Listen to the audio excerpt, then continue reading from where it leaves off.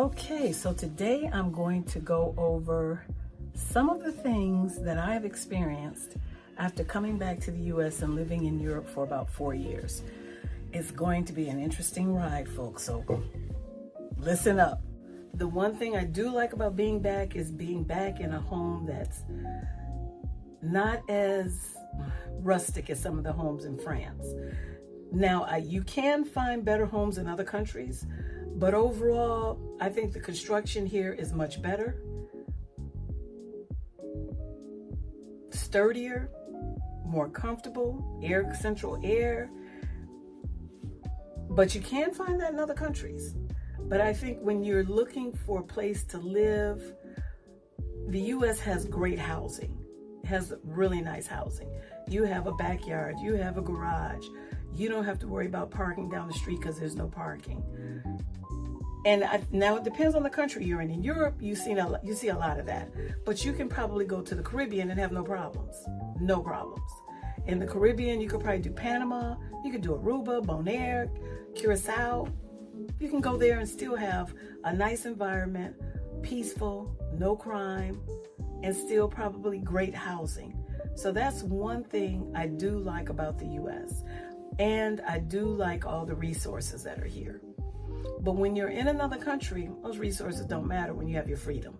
Those resources don't matter when you don't worry about money. Those resources don't matter when you're just living and it's easy. All those resources, those extra resources, they don't matter. When you're in the U.S., and I'm going to tell you what it feels like to be back in the U.S., I feel like a caged bird, like someone who has to be careful where I go, what time I'm out, who I talk to, who I interact with. You have to be very careful, very careful. In one of my videos, I mentioned that it was really toxic, and it is. It's pretty toxic in the U.S. The toxicity is all around you on the news, everyday news, the people you interact with. Now, mind you, I've met some people who have been okay. But usually it's not the people you know. It's not the people who know that you've been out of the country. The ones who've been out of the country, it's a mess. It's a mess. A mess. But, when you're just shooting the breeze with strangers, it's okay. It's okay here in the U.S. I would not hang around too many people who know I've been out of the country because I see the drama that's in them and or those who are online that you meet and they know that you've been out of the country. You can see it instantly. You can see it instantly that they followed you, that instantly. You just see it instantly. So it's a different vibe coming back versus visiting. When you're visiting, you leave. I used to see a lot of stuff when I was visiting, a lot of people making smart remarks. I'm just shocked that people have so much animosity toward those who have lived somewhere else. And it's kind of sad on their part. It's sad on their part. But you can just, you see that they see that maybe you've been more exposed, and that why it's a problem, I don't know, but it is a problem. So it's just something to think about when you have lived away and then you come back. It's something to really think about. Another thing that I'm seeing that I never dealt with before, the crime. Oh, the crime is crazy, folks. The crime is crazy. It's so insane that I don't even want to go anywhere. Kids chasing one person down the street, 15 kids chasing one teenager down the street just to get his gold chain off his neck, his jewelry. I mean, the stuff I'm seeing, some people in a Home Depot attacked a man. They were harassing a woman. He stepped in and said something, so they started beating him up. It's like there's going to be a lower class and an upper class and no middle class anymore. And it's kind of scary coming back to the U.S. It's extremely scary. I'm used to being able to walk around freely, go anywhere freely. You can't do that. You can't do that. So my freedom has been taken away. I'm met with more jealous people, way more jealous people, and most of them are women. If they're men, they're like, well, how can I jump on your boat? But that has risen more. That was always a big deal in Atlanta. You know, they would always want to ride on into your house, take over, and if you had kids with them, they would kick you out of the house and go to the courts and say they want child support. So I'm kind of used to that. But now I see it everywhere, where everyone's like, how can I ride on your back? The women are angry, and I don't know why they're angry. I don't know why they're so angry. A lot of them are bitter. I definitely wouldn't be bitter over men. They are bitter, angry, and it's so easy to change their life. I would never spend my time worried about what another woman is doing, where another woman is going, calling her to let her know, oh, I'm here too, I'm at this place, or coming by her house to see how she looks, to see her pets. I could never spend my time doing that. Maybe that's why I travel. Maybe that's why I've left the country, because I spend my time doing things that are going to improve my life. I'm not going to come by your house so I can run out and gossip. I'm not going to be the town crier, the one who gets information and runs up and down the street to family members or neighbors to tell them what's going on in someone's house. I see a lot of that now. And I think it's because people are just unhappy. Extremely, extremely unhappy. That's what I'm seeing. That's what I'm seeing. A lot of unhappiness because I'm getting things from strangers. They're telling me their life story. Oh, how I have this mortgage. And I'm like, I don't want to hear this. You know, they're like, oh, this. I'm hearing a lot of crying from people in the U.S. A lot of crying. And it's kind of sad, you know. Is this a great place to be right now? No, I don't think so.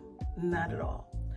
I don't think when you've seen different, when you know better, you do better. And I think that's how I feel about being in the United States. When you know better, you do better, or you focus on doing better, having better, being able to buy fruits and vegetables and you only spend $5 and you got a bag full. And guess what? It's real food, folks. I've been sick for, took me about 2 months, 3 months to get it together in my stomach with dealing with the food, and then had a deficiency in some of my vitamins. I'm really shocked about that because I had no deficiency in France. So it's a big difference. The fresh food is, I will not do without fresh food and healthy food. I will not do without, for the rest of my life, dealing in a situation where I'm in a crime-ridden environment, where I have to look at the news and hear different things about murder, mayhem. I will not be around people who their only life is finding out about my life. Their only life is getting angry and bitter because of what they didn't do in life. So I would say to those who are in another country and have left the U.S., you know better. It's good to visit, but I wouldn't stay. It's a great place to visit. If you can have two options, one in another country and here, that's probably good because you can go back and forth. And if you have family and friends, you can see both. And I think that's a great option. But actually dealing with this drama now, dealing with the high prices, the stress, and you know, I dealt with it for so many years. Didn't understand it because I was in the midst of it. It's like I was in a pot, just being stirred around like everyone else, going to work, trying to pay those bills, trying to maintain a house, trying to do this, trying to do that with a good income and an excellent income. And it didn't seem to go far. But now coming back, I'm like, this is a mess. This is like the blue pill and the red pill in the Matrix. Which one do you want to take? Literally. That's what it's like. It's like being in the Matrix and you don't even know that you're not alive. You're just so busy doing that you can't even see you're not alive. Pretty much. So if you watched A Handmaid's Tale, then you want to watch The Testaments. And I was trying to figure out what episode it was. Season 1, episode 6 is the epitome of how the women behave here. It's the epitome of how it seems like they're just turned against each other. Everyone's fighting each other. Everyone's worried about how cute is this girl? It's like the women are really turning against each other. The women are super jealous, and I haven't understood that. Why? I don't know if it's a fight over men, but you need to watch that. Season 1, episode 6 of The Testaments. The epitome of what I find has occurred in the U.S. with women. It's like, what is going on with them? They're just like rock'em sock'em robots, fighting all the time, fighting each other all the time. Really interesting. And we're not going to talk about when you're on the job.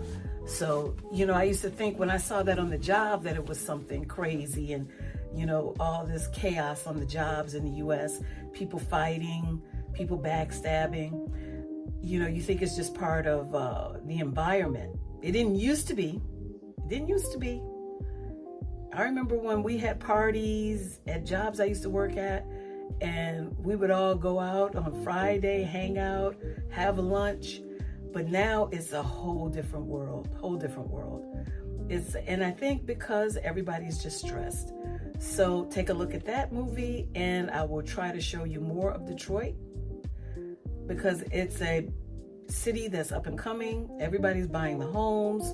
They want to refurbish them. They want to make money.